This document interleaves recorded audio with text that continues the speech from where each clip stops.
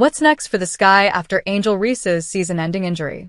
The Chicago Sky are on the clock to rethink their end-of-season strategy after star rookie Angel Reese suffered a season-ending wrist injury Friday.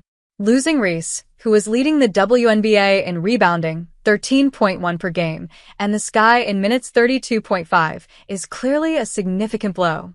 The 6'3" forward had started all 34 games before the injury, anchoring the Sky on both ends of the court. So what comes next? Let's answer some of the biggest questions looming for the Sky 13-22 with 5 games remaining in the regular season. What's the next step for Angel Reese? Reese shared a detailed timeline of her injury in a TikTok video late Sunday.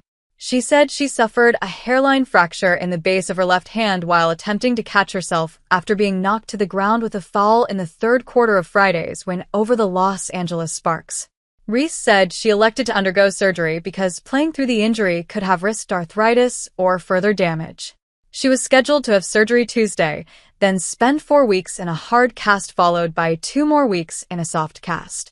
Then she can begin rehabilitation on her hand, meaning she likely won't return to basketball activities until late November or December. The timing still works in Reese's favor as she prepares to compete in the inaugural season of Unrivaled, a 3-on-3 league created by WNBA stars Nafisa Collier and Breanna Stewart with games in Miami from January to March. Reese said she expects to be back to full strength by the start of the Unrivaled season. Who will replace Reese for the rest of the season? The Sky will turn to veteran Isabelle Harrison to fill in as the starting power forward. Harrison locked down the job in Sunday's blowout win over the Dallas Wings, logging 21 points, 9 rebounds, 2 steals, and a block. While their physical profiles look similar, the 6'3" Harrison is a fundamentally different player from Reese, and that's not necessarily a bad thing. Harrison doesn't bring the same motor on the boards, so she won't fully compensate for the volume of rebounds and second-chance points Reese provided. But Harrison's mid-range shooting will be valuable as the Sky work to balance the floor to create space for Camila Cardoso in the low post. In her 7th WNBA season, the 30-year-old Harrison is one of the Sky's most experienced players, an important factor in making a smooth transition to the starting lineup. While the Sky might become less explosive in certain areas of the court, Harrison should be well-equipped to prevent a significant drop-off in production. Can the Sky sign a player to a hardship contract? The Sky have placed 2 players on the season-ending injury list after starting center Elizabeth Williams underwent knee surgery in June. That qualifies them to sign a player to a replacement contract, but it's unclear if they would do that with so few games remaining. If 2 or more players are sidelined with an injury or illness for at least 3 weeks, the WNBA allows teams to sign an additional player to a contract worth 75% of the applicable base minimum salary. The second injured player must be sidelined for 2 games before teams can submit paperwork for a hardship exception, so the Sky won't be eligible until after Wednesday's game against the Washington Mystics.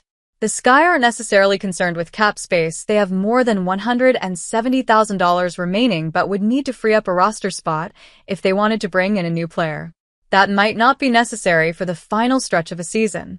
Coach Teresa Weatherspoon mostly sticks with an 8 or 9-player rotation, which means Harrison will absorb Reese's workload and Breanna Turner will step up in the secondary rotation. Given the forward talent available, the Sky likely will ride with their current roster. What's a realistic expectation without Reese? Losing Reese clearly reframes the final 2 weeks of the season, but the Sky remain in playoff position and showed last week they aren't inclined to relinquish it over the final 5 games. Back-to-back wins Friday and Sunday lifted them a game ahead of the Atlanta Dream, 12-23, for the last playoff spot. The Mystics 11-24 are 2 games behind, so a Sky victory Wednesday would almost entirely narrow it to a 2-team race. The Sky currently hold the tiebreaker over the Dream with a 2-1 lead in the season series, though the teams meet again in the penultimate game September 17th in Atlanta. The next tiebreaker is conference record, which the Sky, 5-12, also currently lead over the Dream, 4-12. The teams face similar strengths of schedule to close the season. The Sky have to play the third-place Connecticut Sun, 25-10, and second-place Minnesota Lynx, 26-9, over the next 5 games, while the Dream face the Lynx and the first-place New York Liberty, 29-6. The Sky will need to make several crucial adjustments to maintain their current momentum. Cardoso must shoulder a heavier assignment as both a rim protector and a rebounder.